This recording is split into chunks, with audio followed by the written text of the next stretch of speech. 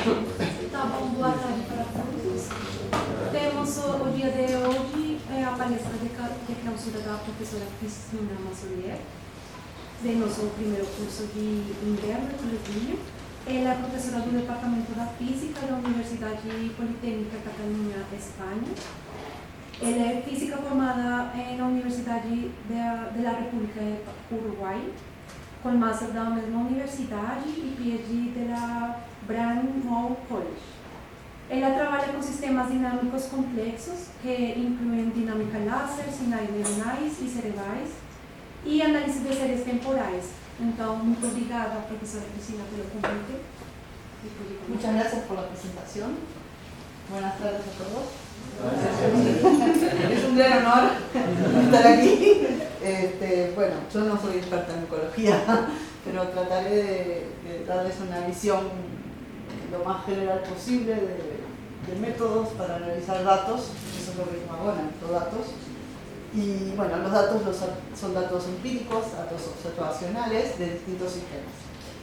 Bueno, muchísimas gracias a los organizadores por invitarme y de verdad es un placer estar aquí.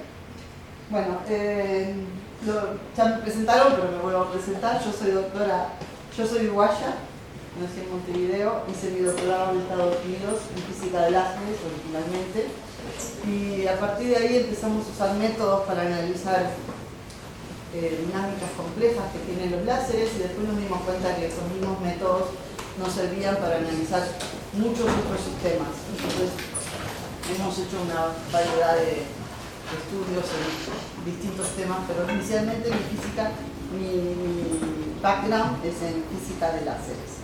Si hablo muy rápido, me dicen, lo siento, portugués no puedo hablar, portuñol tampoco, pero puedo hablar inglés si prefieren. Me dijeron que preferirían en castellano. ¿Se entiende más o menos? ¿Sí? Bueno. Entonces yo soy desde hace ya 14 años estoy en la Politécnica de Cataluña y soy profesora en el Departamento de Física. Bueno, mis temas de investigación cubren una gran variedad de sistemas, y aquí hay algunos ejemplos de sistemas complejos.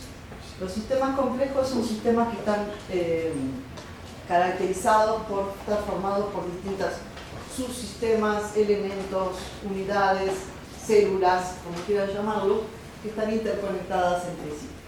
Y estos sistemas tienen interacciones, y no es lo mismo un sistema complejo que complicado. Por ejemplo, complicado puede ser un sistema que es grande, pero que esencialmente es lineal.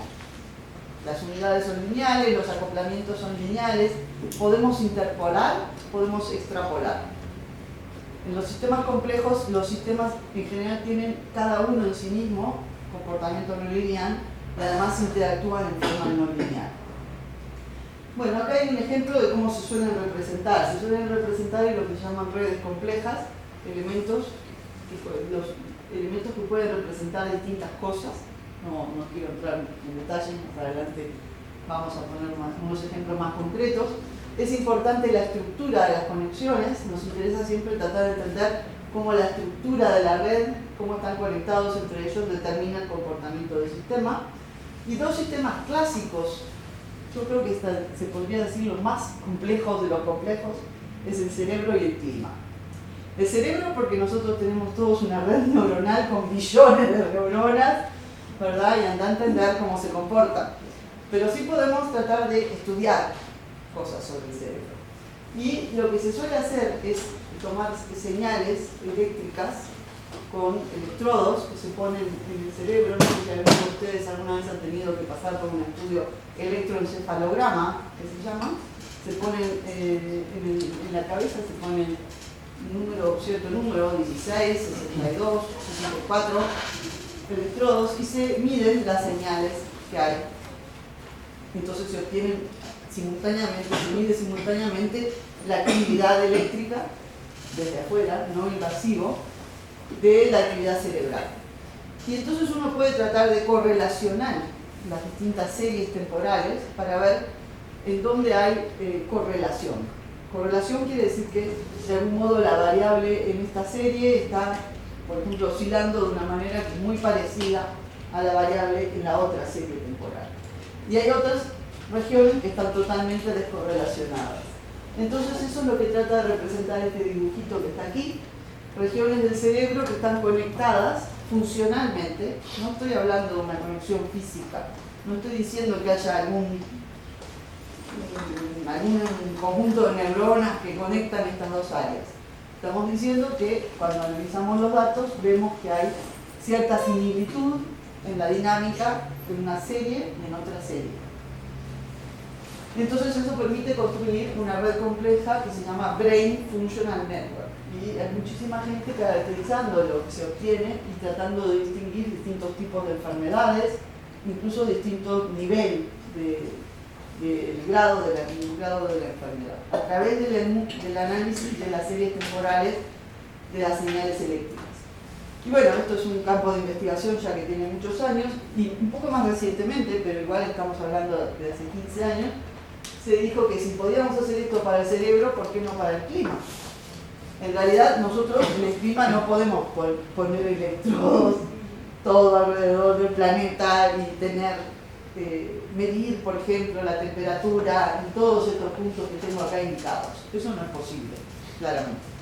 Pero sí se puede hacer lo que se llama data assimilation, que es, tenemos un muy buen modelo de clima, le damos al modelo los datos observados, porque hoy en día hay una enorme cantidad de satélites que recorren el planeta. Hay regiones que no hay satélites, por ejemplo en los polos los datos son puramente, provienen de los modelos, ¿sí? Pero hay regiones que sí hay muchísimos datos, y en esas regiones al modelo se le dan los datos. Y en consecuencia también podemos tener en todos estos puntos secuencias temporales, por ejemplo la temperatura, la presión, el nivel de vientos, las precipitaciones, y también podemos correlacionar. Por ejemplo, si hay una precipitación muy importante aquí, podría estar correlacionada con algún otro evento que sucedió en otra región del planeta. Si hacemos estudios de 2 a 2, tomamos parejas de series temporales y vemos si lo que sucede en esta serie te parece a lo que sucede en la otra. Ponemos un link, estas dos regiones están relacionadas de algún modo y si no, no. Y el último ejemplo es un ejemplo de una aerolínea. Este creo que es una aerolínea europea, entonces los puntos amarillos son los aeropuertos y esta aerolínea conecta distintos aeropuertos y también podemos hacer redes de transporte viendo cómo se conectan los distintos aeropuertos y en este caso hasta podemos poner intensidad a estos links en cuanto al número de pasajeros que viajan de un lado a otro. Y quien habla de aeropuertos también puede hablar de distribución de energía eléctrica. Estas son redes de transporte, que están también en un plano bidimensional y podemos estudiar, por ejemplo, cómo, y algo que pasó recientemente, hubo un problema en una red en Argentina y quedó todo Uruguay y parte de Chile sin luz por mucho tiempo, ¿verdad? Estas son todas redes interconectadas y podemos representarlas como, en este caso habría redes diferentes, en este caso son redes de transporte de aerolíneas, pero si habláramos de red de distribución eléctrica tendríamos generadores, tenemos consumadores y tenemos links que llevan la energía de un lado a otro. Bueno, estos son simplemente algunos ejemplos de sistemas complejos, pero hay muchísimos más. Se puede estudiar, por ejemplo, propagación de epidemias. Hoy en día hay muchísimo esfuerzo tratando de entender cómo la epidemia, dónde empezó, cómo se propagó y evidentemente las conexiones de largo alcance hoy en día hacen que se propague muy rápidamente y la propagación de rumores, en fin, hay muchísimo área de investigación en los sistemas complejos. Bueno, yo como estoy en un grupo de ecología, no puedo hablar de ecología, pero puedo hablar de algo parecido o relacionado, que es el clima, porque evidentemente los sistemas ecológicos están en un sistema complejo que es climático y heredan muchas de sus propiedades. El clima es un sistema muy complejo, no hay por qué decirlo, está formado por muchísimos subsistemas que interactúan entre sí, que tienen feedback loops, que se realimentan, que hay retardos temporales, la interacción no es instantánea, los efectos se ven al cabo del tiempo. Entonces, muchas de las técnicas que hemos aplicado para el análisis de las señales del cerebro, aplicamos las mismas técnicas al análisis de datos climatológicos, con la intención de encontrar interacciones o relaciones entre distintas variables que no son obvias a simple vista. Bueno, acá hay un ejemplo de red cerebro. El cerebro como red compleja. ¿Qué quiere decir este ejemplo? Tomamos series temporales en distintas regiones del cerebro. Tal vez se puede hablar que la persona está con los ojos cerrados, lo que se llama el resting state, o podría estar haciendo alguna tarea, como mover un dedo, o cualquier tarea. Entonces, lo que se hace es tomar las series temporales, acá solo hay 3, pero hoy en día se analizan simultáneamente muchos canales.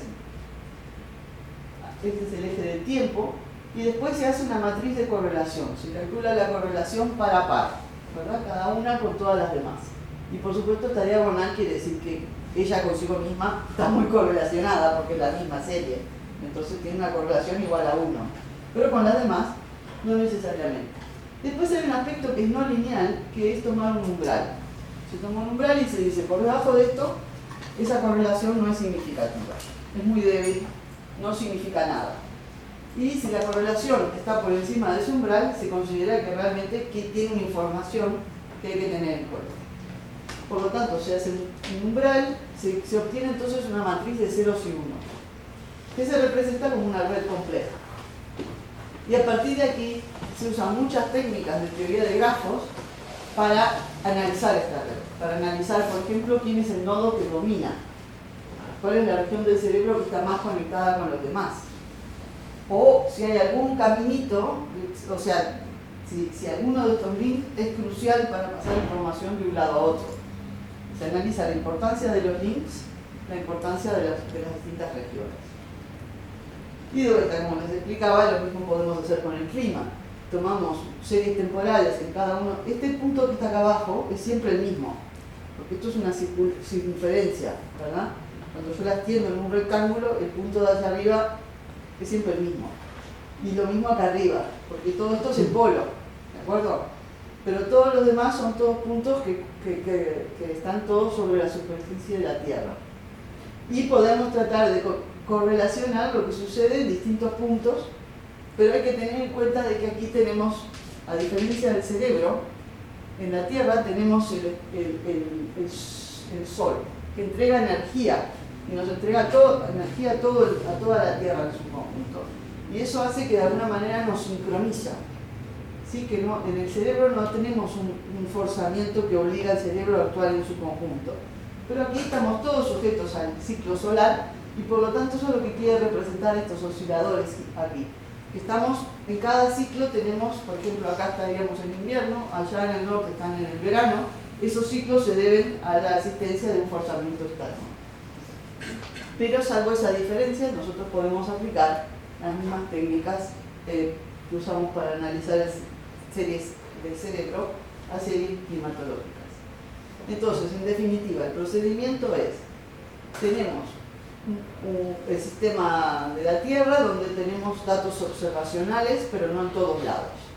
Entonces usamos un modelo y usamos data assimilation para obtener series, series que están definidas a todo tiempo en todos estos puntos. Y de ahí queremos ir hasta acá. O sea, queremos interpretar nuestros resultados en función de fenómenos climatológicos conocidos. Para eso lo que hacemos es, estudiamos las series temporales que nos da el modelo, buscamos las correlaciones y luego hacemos un análisis que nos permita volver a ver si estas correlaciones que vemos simplemente por los datos, mirando solo datos, nos sirven para entender los fenómenos climatológicos que los climatólogos saben que están. Corrientes, vientos, fenómenos atmosféricos, fenómenos de circulación. Y ya que estoy, les hago una propaganda de que tenemos un libro, Networks in Climate, que salió hace poquito, que describe, trata de poner una introducción. Para aquellos que no saben nada de clima, hay unos capítulos donde se describen fenómenos como el Niño, el Pacific Decadal Oscillation, la AMO, que es el Atlantic Multidecadal Oscillation. Bueno, hay unos cuantos fenómenos climatológicos que para alguien como yo, que no tiene ningún background de clima, necesitamos saber. Pero también está toda la parte de networks, que para los climatólogos no tienen ni idea, una vez que tenemos una red, qué hacer con dicha red. Bueno, entonces, frecuentemente los sistemas complejos tienen una característica que tienen fluctuaciones extremas, tienen variaciones muy grandes. Eso no todos los sistemas complejos, pero muchos de ellos tienen esta característica. Por ejemplo, esto que está acá es una temperatura en una cierta región del planeta. ¿Okay? La serie está normalizada, tiene un valor medio cero porque le hemos quitado el valor medio. En general el valor medio no es algo que nos interesa analizar. La desviación estándar tampoco. Analizamos las fluctuaciones y vemos que aquí en cierto momento apareció una fluctuación muy grande. Y analizamos las series temporales en las 4 regiones vecinas y vemos que también está. La pregunta es, ¿esto es un error del modelo? Que justo, o fue un error del satélite que pasó por ahí y no funcionaba bien. Entonces tratamos de ver si podemos tratar de entender este tipo de fluctuaciones en datos climatológicos. Esto que está aquí es un poco diferente. Esto que está aquí es la intensidad de un láser, que también viene oscilando con pequeñas oscilaciones y cada tanto dispara un pulso óptico muy grande. Estos pulsos ópticos muy grandes, ahora vamos a hablar por qué nos interesan, pero una posibilidad que si uno pudiera controlarlos o pudiera dispararlos a gusto, tiene mucho interés por aplicaciones biomédicas, porque uno quiere mirar muy rápidamente lo que sucede a nivel de señales de células y a nivel subcelular, y poder generar on demand pulsos ultra rápidos puede ser muy interesante. O sea que esto nos interesa tratar de analizar cómo hacer para controlar estos pulsos y en todo caso tratar de generar un pulso súper rápido cuando queremos ver qué sucede en alguna muestra biológica. Este que está aquí es otro ejemplo de un láser, y aquí lo que nos interesa es ver si podemos detectar con anticipación que este cambio dramático está por ocurrir. O sea, hoy en día hay mucha especulación de que en el clima estamos aproximándonos a un tipping point. El tipping point quiere decir que el clima va a cambiar drásticamente. Hay modelos que dicen que hay instabilidad, predicen que hay 2 posibles climas, que las épocas glaciales simplemente es el cambio entre dos posibles estados de clima de la Tierra, o que va a cambiar no sé qué corriente. No sé si vieron la película de cuando se enfría el mundo porque cambia la corriente, no sé si alguno vio. Bueno, entonces interesa tratar de ver si nos estamos, incluso en ecología ahí está la posibilidad de que alguna población se extinga abruptamente, o bien haya, por ejemplo, cuando uno tiene un lago puede haber algas que de a pronto aparecen y matan toda la población del lago, ¿verdad? Y son cosas abruptas, son transiciones que son muy difíciles de predecir, de obtener lo que se llaman early warning signals. Early warning signals de que nos estamos aproximando a lo que se llama un tipping point. Un tipping point es un cambio de comportamiento en el sistema. Y esto es una señal que vemos que empiezan a aparecer cosas y de pronto se apagan. Esto viene de la intensidad de un láser.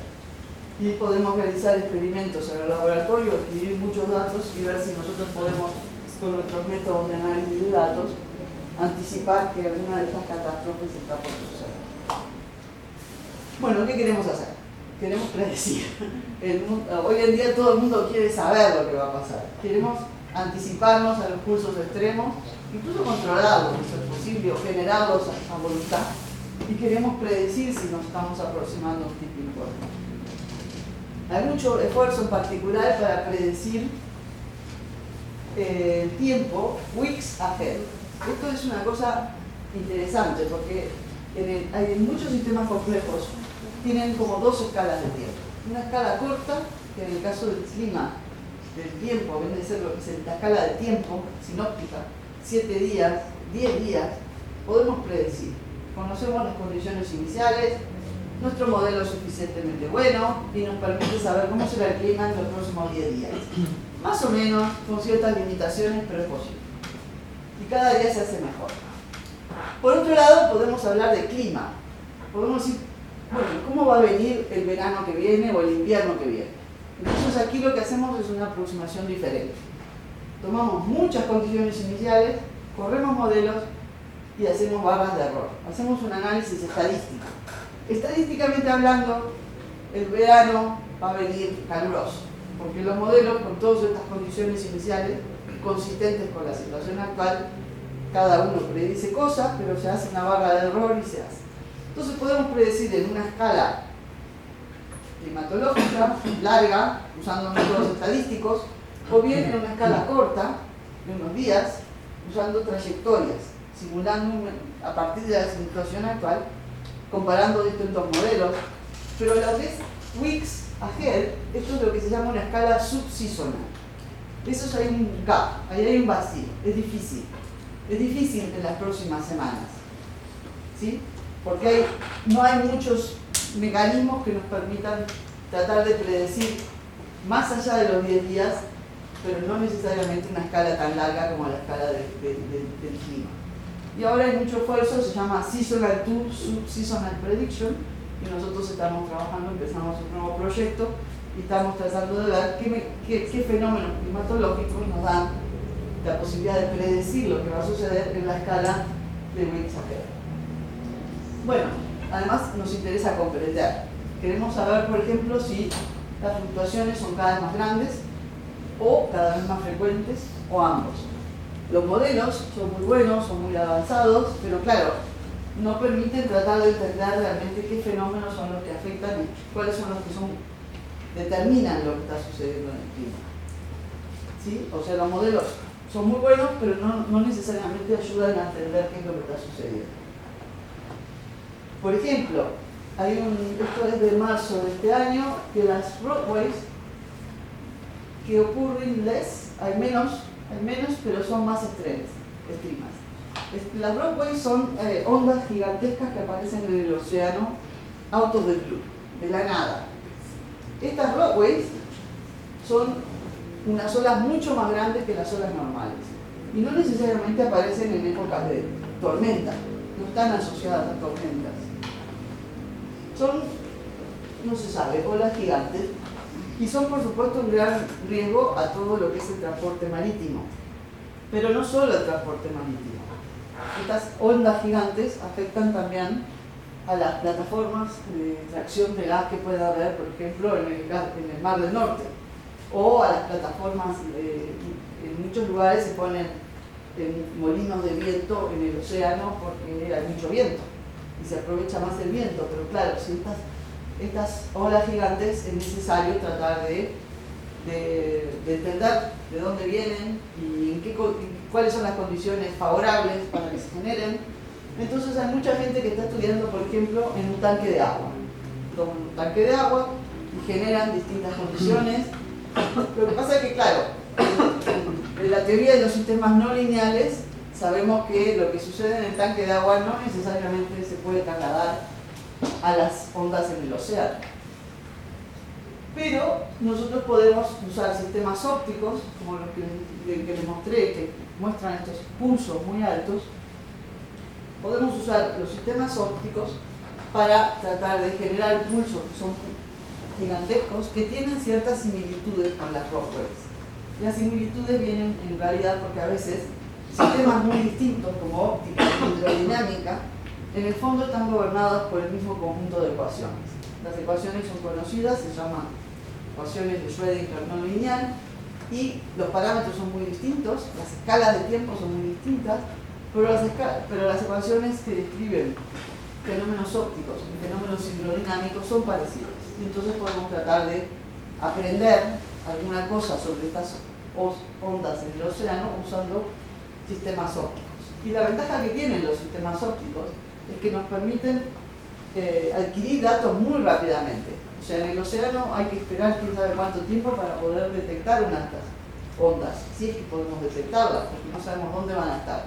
En cambio, a nivel óptico podemos generar muchos datos y sabemos más o menos cómo cambiar los parámetros para que este tipo de fenómenos ocurra, y por tanto es un buen ejercicio para entender las ondas gigantes. No quiere decir que todo lo que aprendamos con el láser lo podemos automáticamente trasladar al océano, porque evidentemente no es así, pero sí podemos tratar de por lo menos jugar un poco y ver qué podemos sacar que pueda tener alguna utilidad. Y entonces nosotros, por ejemplo, en el laboratorio tenemos un sistema, que es el láser, que puede emitir muy bien, coherentemente, pero también puede emitir muy incoherentemente. Y podemos tomar dos series temporales que parecen así, y podemos preguntarnos, ¿hay solo ruido aquí o hay algo más?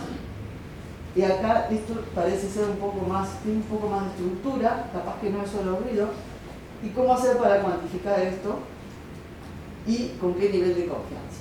O sea, podemos usar estos sistemas como ejercicio para analizar distintos tipos de comportamiento de sistemas temporales.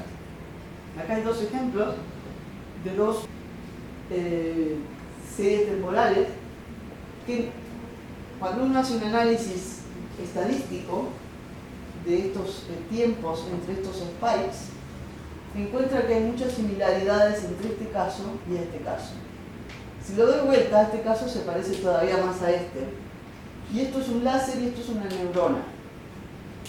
Y lo interesante de esto es que las escalas de tiempo de las neuronas disparan spikes, se comunican entre ellas mediante, transmiten información mediante los disparos potenciales de acción, se suele llamar. Estos son escalas de milisegundos y estos son escalas de nanosegundos.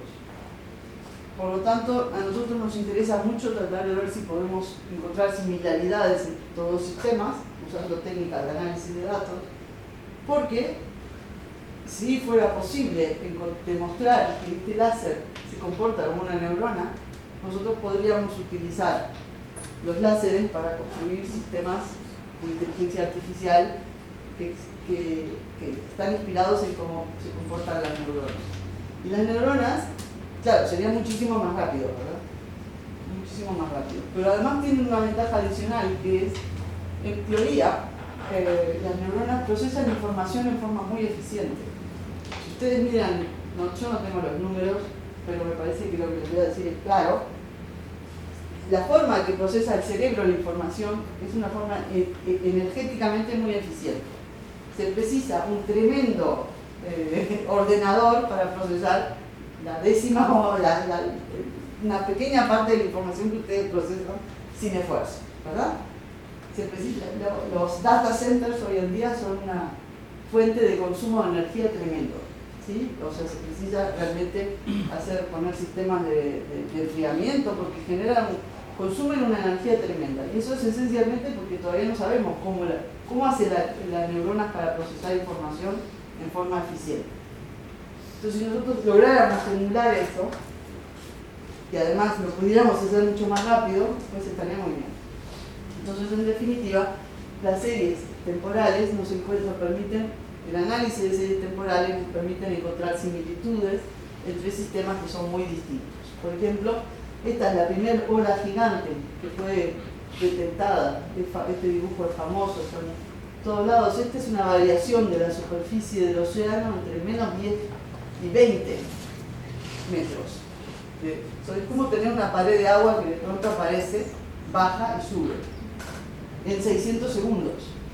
Y aquí tenemos una serie temporal, un impulso óptico que tiene una forma parecida, no es estrictamente igual, pero también tiene un comportamiento que mucha gente puede especular que es parecido a lo que sucede en el océano. Por eso nos interesa tratar de estudiar este tipo de comportamiento.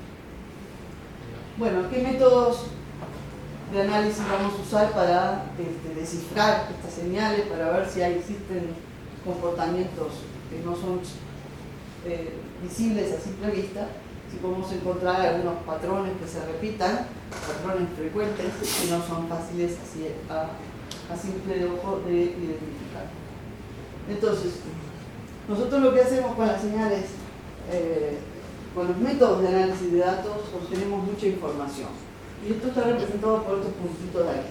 Por ejemplo, podemos calcular el valor medio, la desviación estándar, la kurtosis, podemos calcular la frecuencia del pico máximo, la autocorrelación que pueda tener el sistema, podemos después usar métodos de teoría de información, calcular una entropía, complejidad. Si podemos hacer muchos cálculos y obtener muchos distintos tipos de información, números que podemos sacar de nuestros datos. Pero es como sacar una radiografía de alguien que pueda tener un problema, pero no sabemos si lo tiene o no. Entonces lo que podemos hacer es usar la mejor técnica para sacar la imagen. Podemos poner la mejor longitud de onda, la potencia correcta, poner el tiempo de exposición, sacamos la mejor imagen. Pero se necesita un médico que vea después la imagen y diga, sí, esto acá está quebrado, o no, esto no tiene nada, vaya para tu casa, ¿no? Entonces acá es lo mismo, nosotros tenemos que necesariamente colaborar, tenemos que colaborar con expertos en el tema concreto que puedan interpretar y entender qué significa la información que nosotros obtenemos. O sea, nosotros no somos los doctores, nosotros somos los técnicos que sacamos la mejor foto que podemos. Hacemos todo el esfuerzo para que la resolución sea la óptima y que se vea todo lo que se pueda ver. Pero claro, es necesario colaborar con auténticos expertos que puedan interpretar. Y por eso nosotros tenemos desde hace años una colaboración en que es un proyecto europeo que empezó en esto de Networks in Climate, y hay un grupo de gente que sabe de redes, que sabe de sistemas complejos, pero que no sabe nada de clima. Y otra cantidad de gente que, claro, tiene que tratar de saber, son expertos de clima y tienen que ponerse a ver qué significa esto, qué hay aquí, ¿no? Y de alguna manera hemos conseguido este proyecto justamente con el objetivo de traer juntos y que se pongan a hablar dos comunidades que de otra manera no colaborarían, sería muy difícil. Yo no voy a congresos de clima, no tengo la oportunidad de hablar con climatólogos, a menos de que exista, y lo mismo para ellos.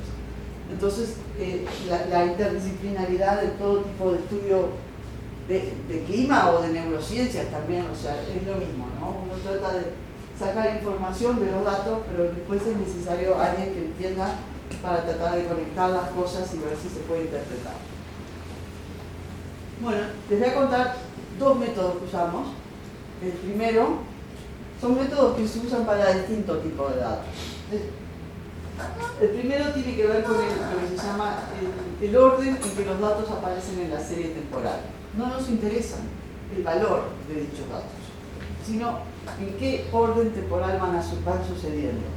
Si tenemos una serie temporal, no sé, puede haber varios datos de números, tomemos 3 datos consecutivos y pensemos en de qué manera pueden ocurrir, cómo pueden estar ordenados, más allá del número, si son números grandes, números chicos, cómo pueden estar ordenados. Digamos, para fijar ideas, es un 2, un 5 y un 7. Bueno, hay 6 posibilidades. ¿Sí? Los datos pueden estar ordenados así, en forma creciente. Puede haber una oscilación, puede ser que el más grande esté en el medio. Puede ser que esté al final, pero que baja y después sube. Puede estar en el medio, pero no es lo mismo, baja más que al comienzo. Puede estar al principio, baja y sube, o puede estar al principio y simplemente baja. ¿Sí? Entonces estos son lo que llamamos símbolos que obtenemos a partir de nuestros datos. No nos interesan los números. Todo este resultado, todo este análisis es igual si yo pongo un 7 o pongo un 14 o un 500. ¿Sí? Nosotros acá vamos a analizar la forma de la oscilación, ¿sí? La ondita, sin tener en particular, sin prestar atención al valor de los datos. El método se ha modificado para además tener en cuenta la amplitud de la señal, pero yo con simplicidad me limito a contarles la versión esta, que ya en sí misma es sencilla, se permite obtener mucha información. Tampoco tenemos por qué comparar un dato con el siguiente y el otro, podemos saltearnos algunos. Por ejemplo, si tomáramos todos los datos, es muy probable que 3 valores consecutivos o bien suben o bien bajan, porque el único lugar en que obtengo una oscilación es en los extremos. Eso es bastante obvio. Pero si yo me salteo con algún criterio y solo miro estos puntos rojos, entonces puedo formar patrones que no sean tan evidentes. Si yo considero puntos que están muy pegados, lo más seguro es que vayan subiendo o vayan bajando. Por ejemplo, aquí estamos hablando de que puede haber un mensaje en estos puntos rojos. Entonces las letras, el primer patrón es el más bajo, sube y sube, esa es la letra A. Después tengo que, el siguiente es baja, sube y después baja, pero no tanto. Esa es la letra B. Luego tengo este que está aquí, este y esta es la letra F. ¿Sí? Y el último, ¿cuál es? C, exactamente. El mensaje es ese. ¿De acuerdo? Bueno, entonces nosotros lo que hacemos es transformar una serie temporal en una serie de letras o símbolos. Y luego estudiamos la frecuencia en que aparecen dichos símbolos. Vemos si son todos iguales, o si hay algún símbolo favorito, o si hay algún símbolo que nunca ocurre o muy pocas veces. Claro que cuando vamos más allá de 3, ya ahora empiezan a aparecer más posibilidades. Y entonces se vuelve más complicado si estamos considerando las posibilidades que pueda haber con 4 o 5 valores. Y para calcular probabilidades en estos casos voy a tener que tener muchos datos para poder estimar realmente si el patrón número 46 realmente nunca ocurre o está missing. Quiere decir que todavía no lo vi porque no tengo suficientes datos. Pero bueno, se puede ajustar y este método da algunos resultados interesantes. Por ejemplo, supongamos que nos interesa saber si hay algún patrón que ocurre antes de los pulsos. Fíjense que este patrón aquí, ¿qué patrón es? Es el F, ¿verdad? Ese no es el que ocurre antes de los pulsos. ¿Y este? Este es el A. Y va subiendo, tampoco ocurre antes de los pulsos. Pero si miro este que está aquí, no sabemos bien, pero este punto es más bajo que este. Así que es el E. Y si miramos aquí también tenemos el E, y si miramos ahí también tenemos el E. Eso quiere decir que si viene el patrón E, podemos no garantizar que viene un pulso alto, porque el patrón E también ocurre en situaciones como esta. Pero podemos decir que si no es el E, no va a haber un pulso alto, porque los pulsos altos están precedidos de estos patrones E. Ese es un caso muy sencillo, es un ejercicio sin ruido, no es muy útil, pero es un ejemplo de ver qué cosas podemos aprender. Antes de los pulsos altos puede ser que encontremos un patrón que ocurre con mayor frecuencia de lo habitual. Bueno, entonces calculamos las probabilidades de estos pulsos, de estos patrones. Tenemos 6 letras, tenemos 6 probabilidades y la pregunta es ¿qué hacemos con estas probabilidades? Lo primero es tratar de analizarlas. Primero ver si realmente qué significa este tipo de distribución. Y después podemos calcular lo que se llama desorden y complejidad. El desorden quiere decir, no es lo mismo que una situación compleja. Y ahora les voy a explicar qué hacer en cada caso. Para analizar las probabilidades, nosotros podemos usar de vuelta el caso de la neurona y podemos poner una señal en esta neurona y aumentar la amplitud de la señal y vemos que hay patrón, las probabilidades de los 6 patrones los tenemos aquí. Vemos que, por ejemplo, hay 2 que son muy parecidas, estos dos, y la verde y la negra también son muy parecidas. Cuando le pongo una señal a un modelo de neurona y aumento la amplitud de la señal y calculo la probabilidad de estos patrones, encuentro este tipo de variación. Si lo hago lo mismo para el láser, encuentro una variación bastante parecida. Veo que cuando aumento el forzamiento de la señal que le entrego al láser, se ve que estas probabilidades coinciden, el orden en que aparecen coinciden. Podemos decir que encontramos similitudes estadísticas entre estos dos sistemas, que como les comenté era un tema que nos interesaba porque si pudiéramos usar los láseres para imitar a las neuronas, estaría muy bien. Tienen los mismos patrones, los mismos grupos, de probabilidades que son muy parecidas. Eso puede ser interesante, pero no sé si será muy útil. La idea es que sí, porque hoy en día hay mucho esfuerzo desarrollando en chips que procesan información inspirada por el cerebro, por la arquitectura y la topología del cerebro. Y entonces esto nos puede permitir construir neuronas que usan láseres, y que los láseres que tenemos en el laboratorio son láseres muy baratos, son láseres y de bajo consumo de energía, que son mucho más rápidas, y por lo tanto necesitamos entender si cuando le pongo una señal a una neurona y le pongo una señal al láser, si la respuesta de los dos sistemas es parecida o no. Y aquí tenemos entonces una serie de spikes en una neurona, contienen cierta información y queremos entender qué información está en esta secuencia de spikes. Es como descifrar un código, ¿verdad? Es como tratar de decir, acá adentro hay una información porque hay una señal que la neurona está escuchando y que se la puedo aplicar al láser también, y quiero saber cómo reaccionan ambos. Lo otro que podemos hacer, además de encontrar similitudes y analizar probabilidades, es medir el desorden o la complejidad del sistema. Una vez que nosotros, bueno, vamos a empezar por definir el orden y el desorden. El concepto de orden y de desorden creo que más o menos todos podemos coincidir. Una situación totalmente desordenada no es compleja. Una situación totalmente ordenada no es compleja tampoco. Una cosa en el medio tiene una cierta estructura, pero también tiene desorden. ¿Sí? Esto es lo que nos interesa tratar de cuantificar. Para cuantificarlo usamos una entropía y una complejidad. La entropía es una cantidad que vale 0 en un sistema ordenado y vale 1 en un sistema completamente desordenado. Y crece. Del orden al desorden, la entropía siempre crece. Es una idea del desorden del sistema. Y en ambos casos quiero tener una medida de complejidad que me da igual a 0. Mientras que en el medio, la entropía ni es máxima ni es mínima, y la complejidad no será 0.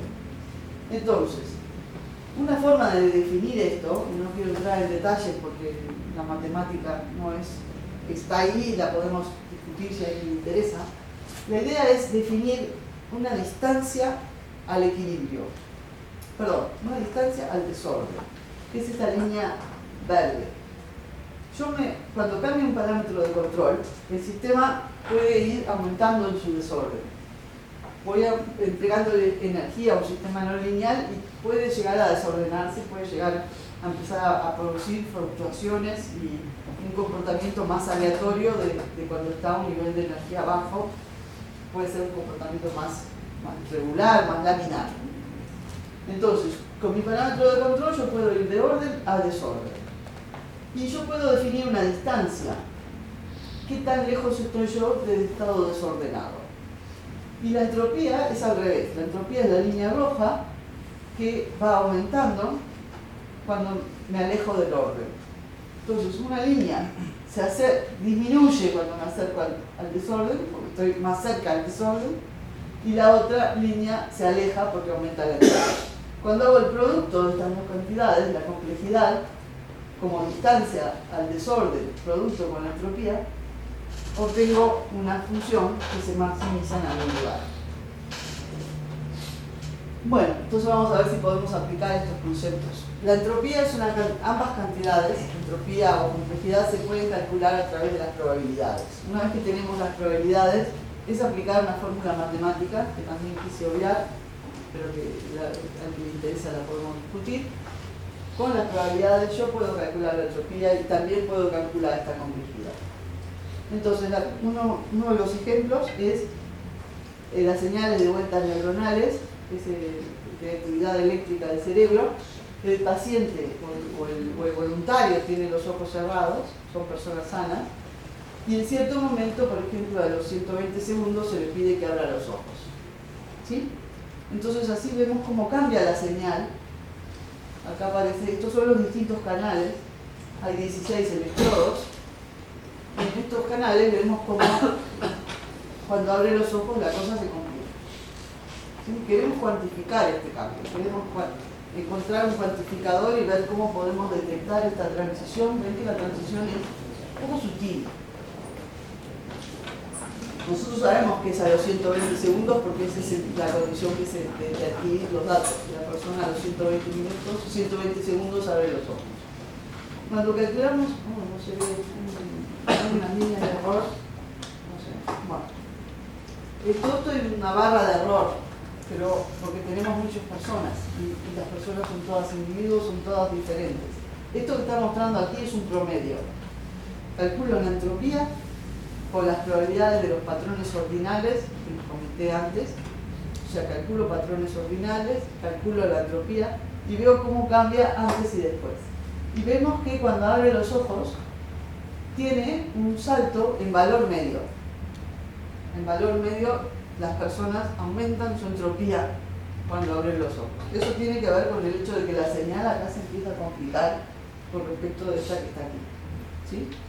Pero es una forma de cuantificar. Y es una pena porque realmente hay unas barras de error significativas. Quiere decir que las personas somos todas muy diferentes y no podemos... Este valor medio tiene una cierta ancho, la distribución es bastante ancha. Bueno, el otro ejemplo era ver si podemos anticipar o encontrar un indicador de que esta bifurcación o esta transición está a punto de ocurrir. Y de vuelta, si calculamos la entropía, cambiando un parámetro de control del láser, que nos acercamos a este punto, vemos que la entropía comienza a disminuir bastante antes de llegar ahí. O sea, esto es un signo de que algo está por suceder. Viene viento y de pronto baja. ¿Sí? Esto se puede cuantificar como un early warning de que nos acercamos a lo que se llama un tipping point. Un tipping point es un cambio en el régimen del sistema.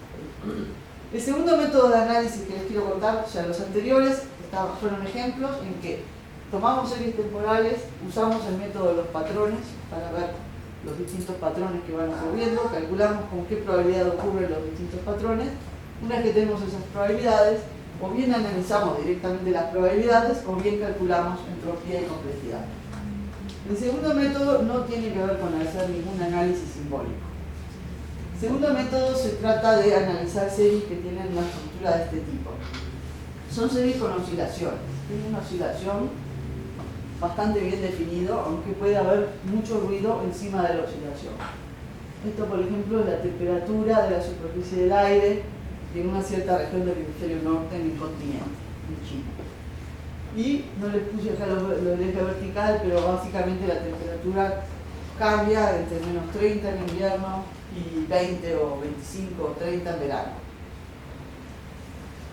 Y encima de esa oscilación que está muy bien definida, tenemos este ruido que es el clima, que es el tiempo, las fluctuaciones rápidas de variabilidad sinóptica. Podemos hacer una transformada, que se llama la transformada de Hilbert, para obtener una componente ortogonal. Si yo considero que esto es X, la transformada de Hilbert me da la componente Y. Y esto, en realidad, quería mostrarles que esto en realidad esta transformación se basa en que la transformada de Hilbert del seno de algo me da el coseno. Es una transformación que me da una componente ortogonal. ¿Sí? Si trabajan en MATLAB o Python o alguno de esos lenguajes R, ya viene implementado, ya hay una rutina que si ustedes le dan una serie temporal, le piden la transformada de Hilbert y le devuelve la transformada de Hilbert. ¿Y qué podemos hacer con la transformada de Hilbert? Podemos hacer una especie de trayectoria. Graficando X, que es la variable observada, versus Y, que es la transformada de Hilbert, yo obtengo una especie de círculo ruidoso. Y con este círculo ruidoso, en cada punto puedo calcular la distancia al centro, que es la amplitud, y puedo calcular el ángulo, tomando un eje de referencia, que es la fase. ¿Sí? Esto es un cambio de coordenadas cartesianas a coordenadas polares. ¿De acuerdo? Entonces, para cada punto de la serie temporal yo puedo calcular una amplitud y una fase. O sea, empiezo con X, obtengo Y, que es la transformada de Hilbert de X, no les quiero dar ecuaciones, pero está muy bien definido matemáticamente, las propiedades se conocen muy bien y hoy en día hay software para calcular automáticamente. Entonces, les quiero contar cómo es, para qué sirve esto para el análisis del clima. Nosotros lo que nos interesa hacer es ver qué pasa con el coseno de esa fase. O sea, la fase me dice en qué momento de la oscilación estamos. O sea, nosotros ahora estamos en invierno, ¿no? Pero en Europa estamos en verano, ¿verdad? Es eso lo que les quiero mostrar. Es el estado en la fase en la oscilación. No les voy a hablar de valor, porque en Europa si hay 30, también si vamos al norte de Europa puede haber 5.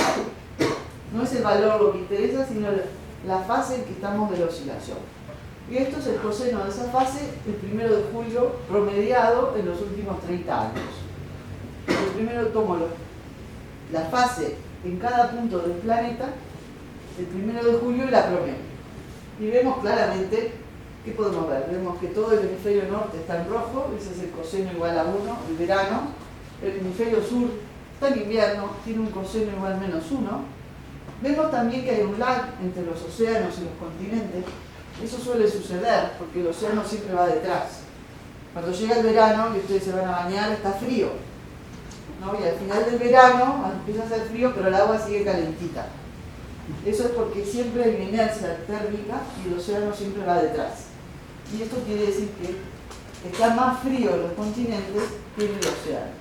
Y todo el norte vemos que está esencialmente en verano.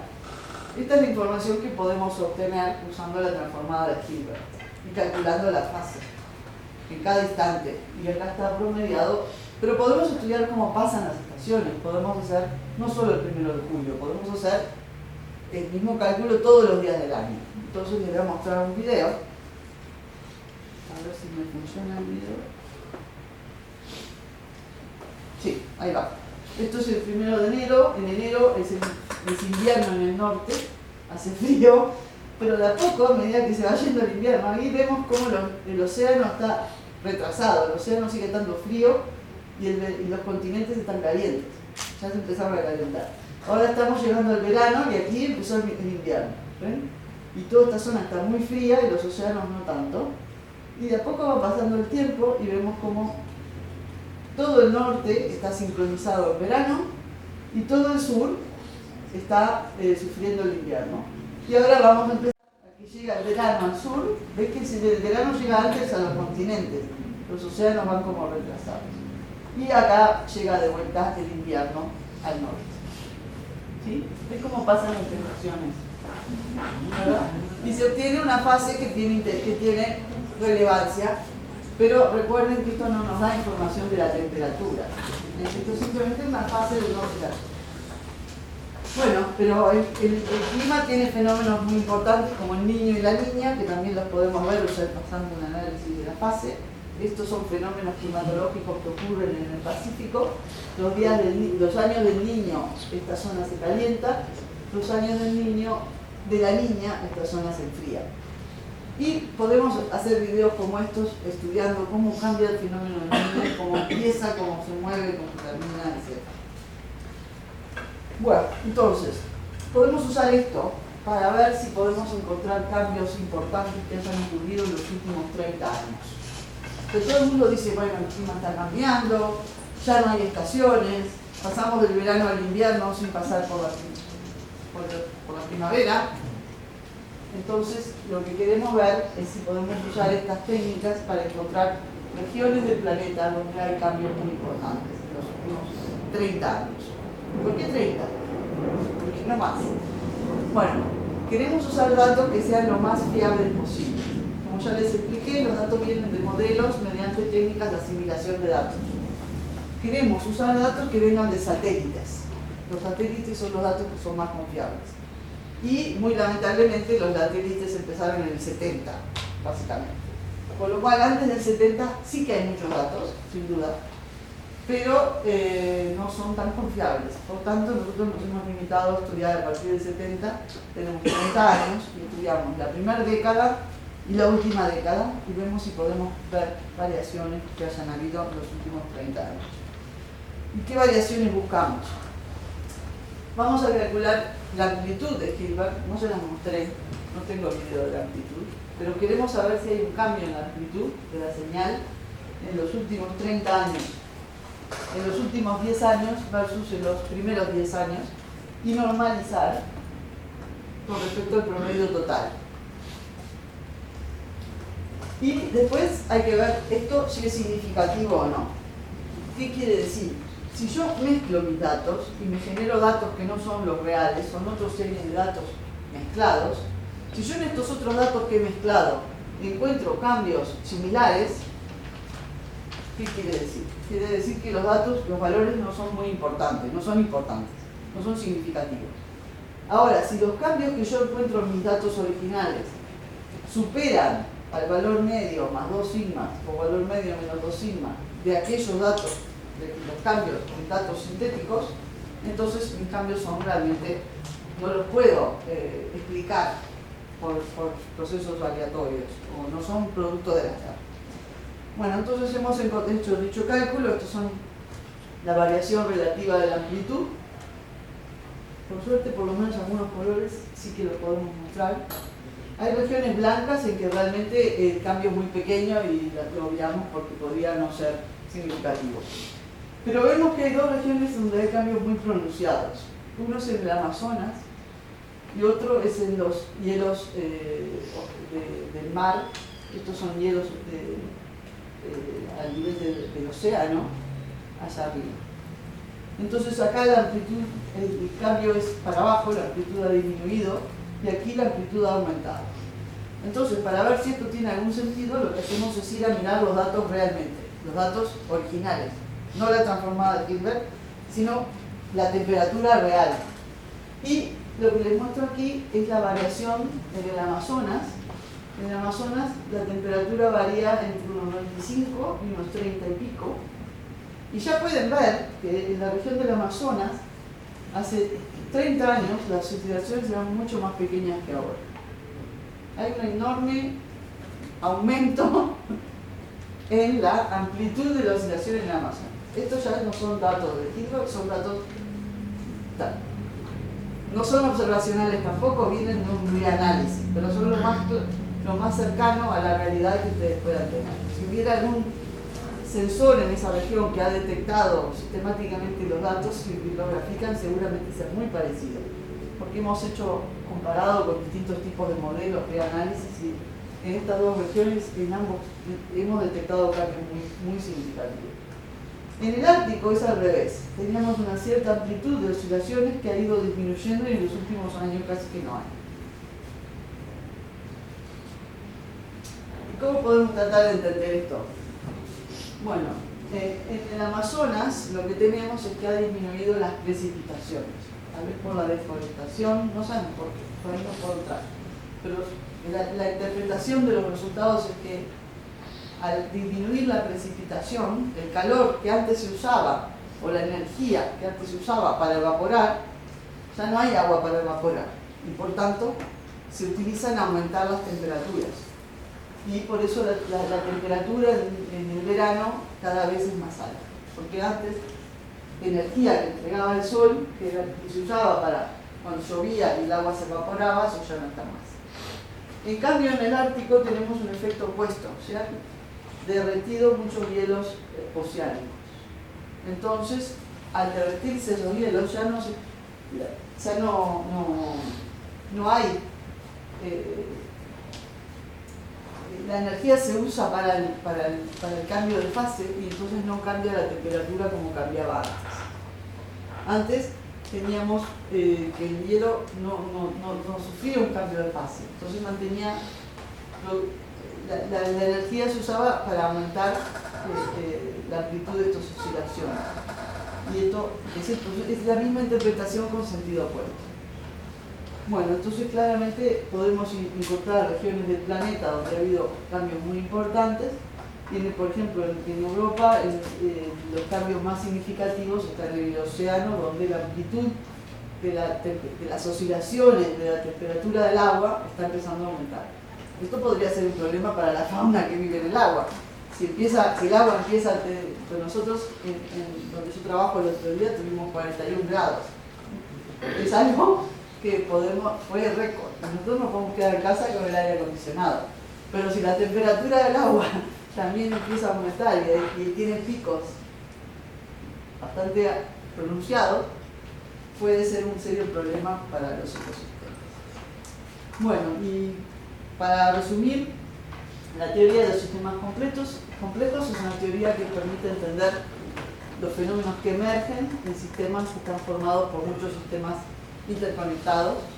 Me interesan estudiar cómo la dinámica individual de los sistemas y las interacciones entre ellos determinan el comportamiento emergente. Estos métodos que les he contado de análisis de datos, les he contado dos, tenemos más para contar, pero bueno, por lo pronto, para no agobiar mucho, son dos métodos bastante diferentes: análisis simbólico o cálculo de amplitud y frecuencia o fase. Bueno, pues pueden ser utilizados para muchas cosas. Se pueden utilizar para clasificar, por ejemplo, ojos abiertos o ojos cerrados. Se pueden tratar de predecir el aproximarnos a una transición abrupta. Y este es un campo de mucha investigación cada vez más, porque ahora estamos con los Big Data, tenemos los algoritmos de inteligencia artificial, tenemos recursos computacionales y cada vez más estos son temas que interesa desarrollar nuevos métodos para el análisis de distintos datos. Eso es todo.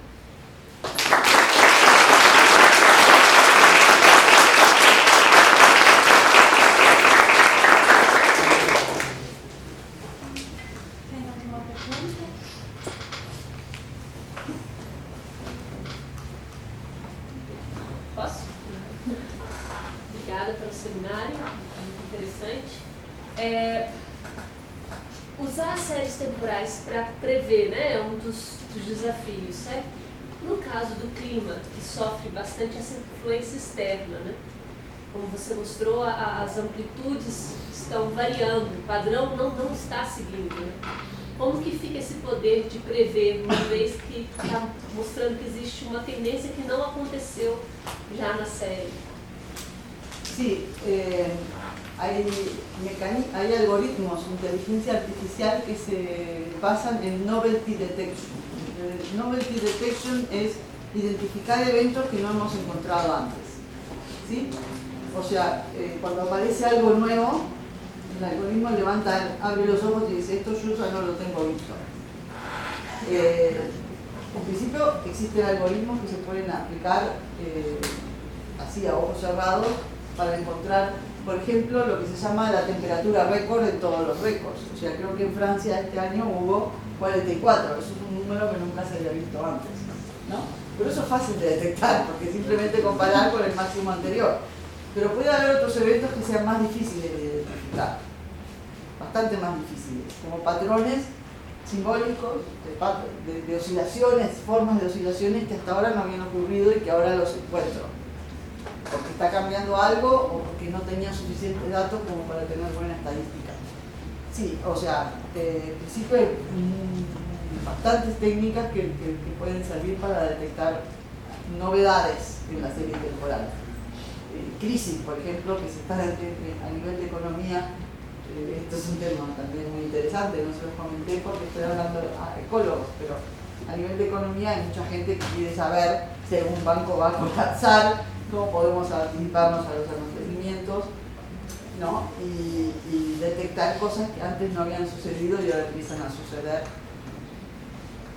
¿Era eso? Peraí. Tem mais uma, sim. Na primeira parte que você fala dos padrões das letras, certo? Não tem, vocês não codificam a letra que estão todos sobre a mesma amplitude?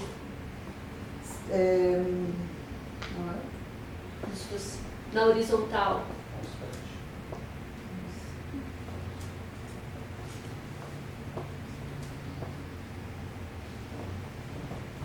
Isso, então essas letras, né? Então, que fosse constante, né? A mesma altura. Sí. ¿Qué pasa si son constantes? En realidad, los datos experimentales tienen cierto ruido y por lo tanto es poco probable que sean constantes. Pero también puede suceder que la resolución temporal, y si hay poca variabilidad, estos datos sean muy parecidos entre sí o constantes. El valor este es exactamente igual a este. En ese caso, lo que hacemos en general es agregarle un pequeñito ruido para separarlos y calcular el patrón. Aí entra dentro Sí. de um. Sí, cuando tenemos valores iguales, pero en general en los datos empíricos, datos reales, es poco, los casos iguales son poco probables. Pero sí, si hay iguales, uno puede tomar la condición menor o igual, o mayor o igual, o separarlos con un número random al azar agregado a uno de estos valores y luego aplicar el método. Mi experiencia cuando hablo con estudiantes es que los que presentan son los profesores. Estudiantes. A gente está vendo ali sobre os cálculos, né? E para tentar prever esses picos, mas você tem alguma ideia que mecanismos estão por trás desses picos das ondas, por exemplo? Por que acontece? Qual frequência acontece? Sí.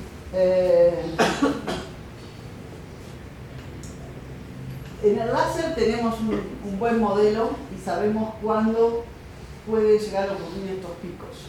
Sabemos que tenemos un espacio de fase con un atractor y hay una región de ese espacio que es lo que le llamamos Rockwell door. Cuando entramos en esa región, que ocurre muy poco frecuentemente, cuando entramos ahí es muy probable que se dispare este pulso. Eso es porque nosotros conocemos el modelo y podemos representar las variables y podemos estudiarlo. En los casos reales, cuando uno no tiene un modelo, es muy difícil de entender por qué, con qué condiciones se generan estos.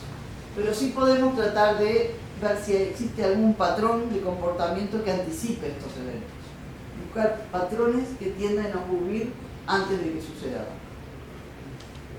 A veces hay, a veces no hay.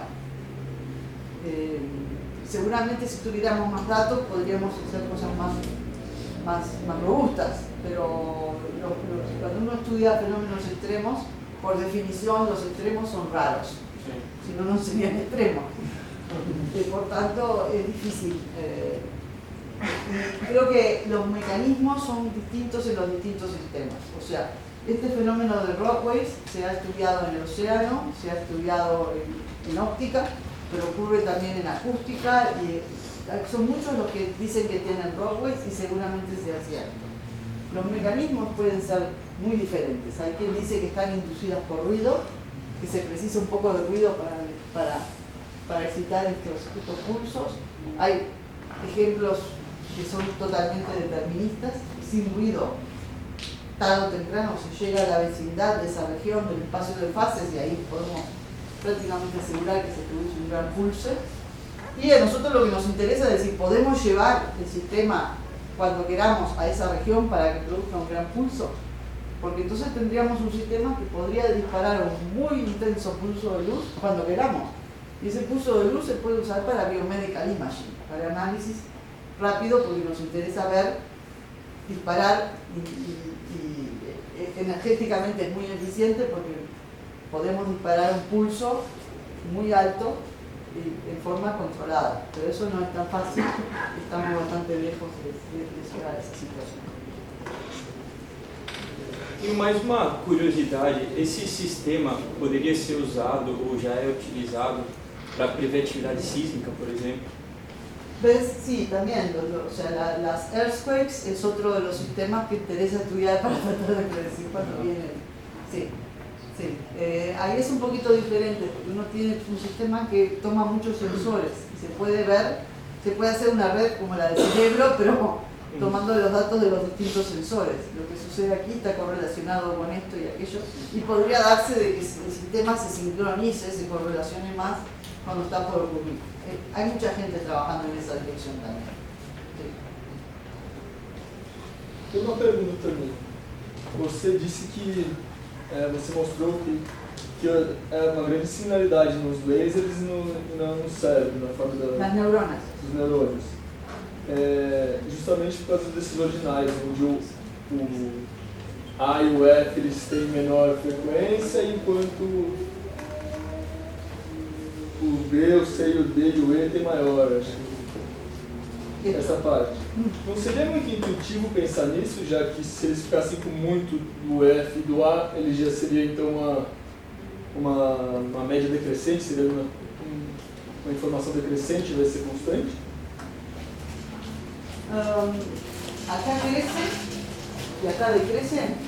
É, No estoy o segura de E, entender. os padrões azul e vermelho, um cresce e decresce. Sí, acá, aquí decrecen y hasta aquí decrecen también. Sim, mas não seria intuitivo pensar que isso aconteceria? No siempre acontece. A veces uno va para arriba y otro va para abajo. O sea, a veces los pulsos empiezan a estar cada vez más separados, con lo cual el verde sube y los pulsos cada vez más cerca casi que no ocurren y el rojo baja. Pero sí que es cierto que suelen tener una evolución similar. Estos son los dos que le llamamos el trend. El trend es que o bien bajan o bien suben. Estos dos muchas veces tienen una evolución parecida, pero no siempre. No traje porque no quería agobiar con muchos datos, pero tenemos otros parámetros en que se comportan bastante diferentes. Y de hecho se puede encontrar una transición que no es obvia de encontrar en un régimen en que domina el verde, domina el azul y cambia un parámetro y empieza a dominar el rojo. O sea, domina el azul quiere decir que los intervalos entre spikes son cada vez más largos. Es probable encontrar 3 spikes separados cada vez más en el tiempo. Y cambia ese parámetro y entonces pasa lo opuesto. Los spikes se vuelven cada vez más frecuentes.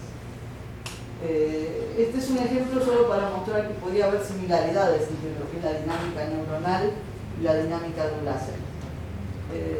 Pero todavía hay mucho por recorrer y ver si estas similaridades realmente hasta qué punto, en qué regiones realmente esto se comporta parecido.